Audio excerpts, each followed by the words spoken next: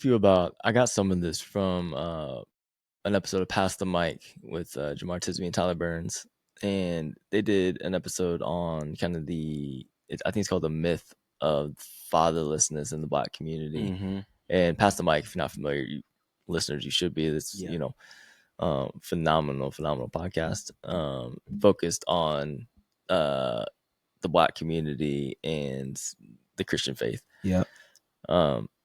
And they brought up that in entertainment, you touched on it, but the issue is that people don't realize that even in these and this wasn't Tyler Perry like parodying stuff. It was Mm-hmm. more like even some of the quote unquote good portrayals or like of the Black family in these Black shows over the years, like in sitcoms, Mm-hmm. which seemingly is like, oh, this is a positive portrayal. Yeah. He said the issue with the thing he had issues with, I think Tyler Burns was talking about this, is that the dad, because he's a Black father. Tyler Burns is a Black father. Yeah. So is Jamar Tisby. Is like the thing they don't like is that the father figure in all of these sitcoms over the years is always this like outgoing, haha, like jovial, like jokey, kind of airheaded type funny guy.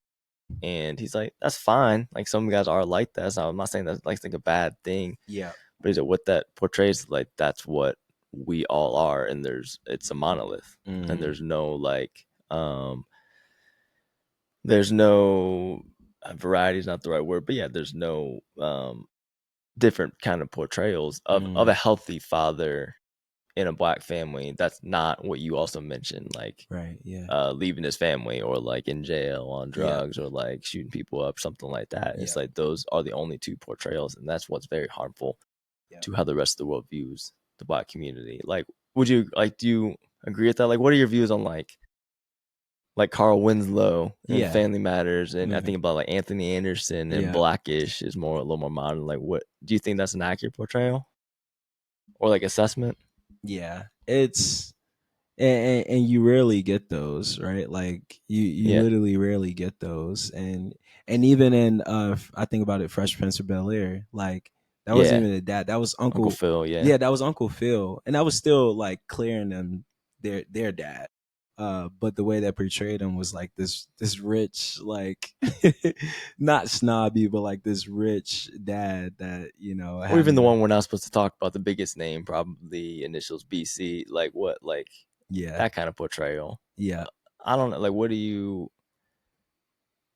feel one way or the other? Like, do you enjoy watching like those shows, or have you ever?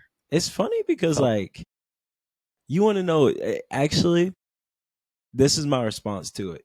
Watching those shows, I was like, okay, I'm seeing this on the screen, but I don't even think this is like, I don't even think this could be real. Like to me, truly, like watching Carl Winslow and watching Uncle Phil, I'm like, yeah, this is just TV. What do you mean not? What do you mean? Like I'm talking about genuinely like in the Black community. Like I'm like, could this even be like a true thing or a real thing? You know what I'm saying? Because like it was so like rare, if that makes sense. Like it was only like 2 or 3 different examples of that, but everything else that I was watching and everything else that was coming out like in terms of Black entertainment was the absolute opposite. Like there weren't any dads, and there weren't there weren't like the rich Black dads that were taking care of their children and everybody was in the house and everything was good, if that makes sense. So yeah.